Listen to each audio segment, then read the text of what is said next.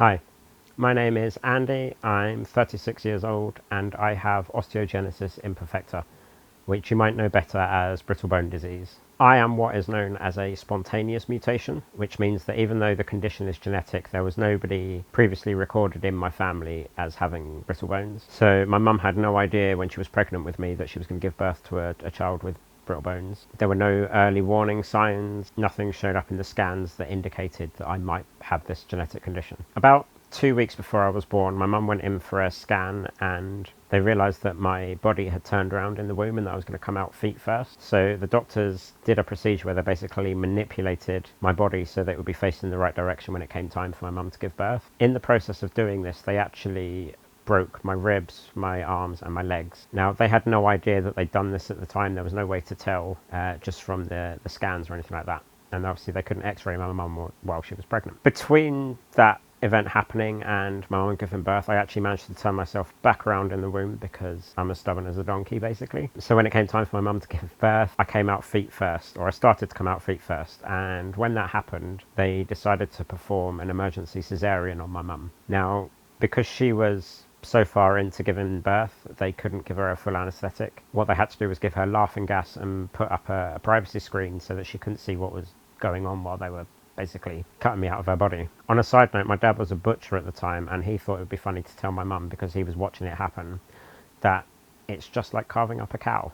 I don't think my mum's ever forgiven him for that one. So they obviously got me out, and because the fractures that I'd sustained a few weeks before were already healing, I wasn't screaming in pain or anything like that. There were no obvious indications that I had brittle bones. 2 days after I was born, they were doing a routine procedure called the hip dislocation test, which is where they manipulate the newborn's legs to test the flexibility to make sure the hip joints are fully formed. And as they were doing this, they snapped both of my legs. Breaking bones, even in a newborn, is not an easy thing. It still takes quite a lot of force, especially the femur, which is the biggest and strongest bone in your body. So for them to snap both of my femurs obviously raised a lot of eyebrows.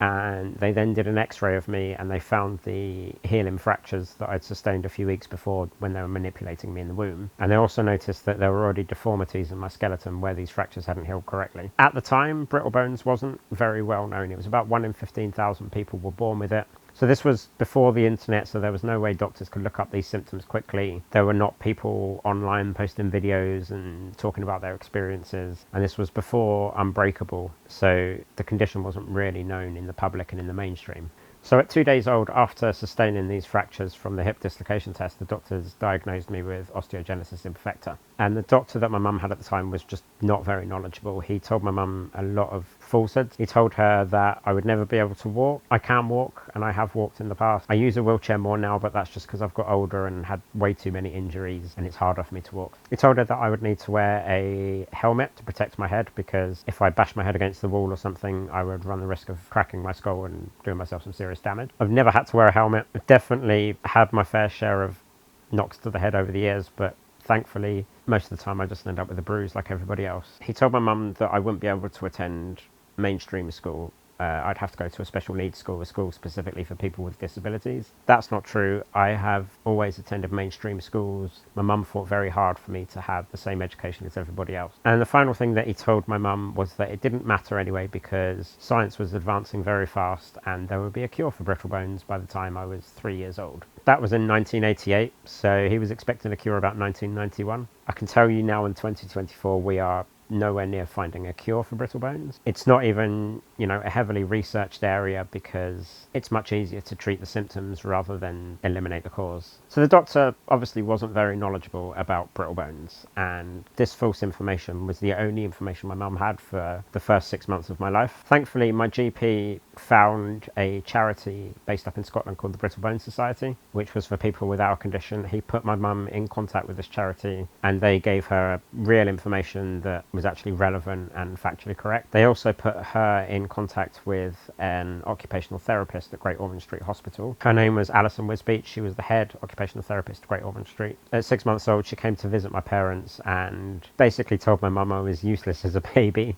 It wasn't meant as an insult. What she meant was that because my mum had been so scared to do anything with me because she'd been fed this horrible information by doctors that wasn't true, she just didn't push me to walk or crawl or even sit up like a normal baby. I spent most of my time on a pillow because she was scared that I might break. And this occupational therapist basically told my mum that that was not true, that with the right care and if she did things in the right way, I would be able to do a lot of things that people that don't have brittle bones do. So within months of that visit, I was sitting up, I was crawling, I was kind of reaching my physical milestones as a baby, and that was all because my mum actually finally got access to relevant, updated and correct information about the condition. Quite often now when I go to the hospital, whether it's as an inpatient or whether I'm just going for like a checkup, doctors will ask me if it's okay to have students in the room and get them to ask questions. I always say yes to this because in medical school they teach brittle bones for a couple of hours in the entire course. It's a very rare condition. It's not covered unless people kind of specialise in orthopedics. So if there's student doctors that are in the room, I think it's very important to let them ask questions and, you know, let them have a little bit of a poke and a prod and do everything else that they need to do, because it helps them become better doctors and it helps them become more aware. And, you know, in the future, if and when they get a patient with brittle bones, they'll be able to deal with it better because they've not just read a few paragraphs in some dusty old medical book or, you know, trying to remember a lecture that happened a decade ago. They've actually got real life experience with somebody with brittle bones and they understand it better and they can recognize it better and hopefully treat it better. Okay guys, I hope this has been interesting. I'm going to be telling a bunch of stories about my journey with brittle bones and the crazy things that have happened in my life because of this disability. For now, thanks for watching. Like, subscribe, all that if you can. Really appreciate it. I'm trying to get this YouTube channel up and going. All right, thanks guys. Have a good one.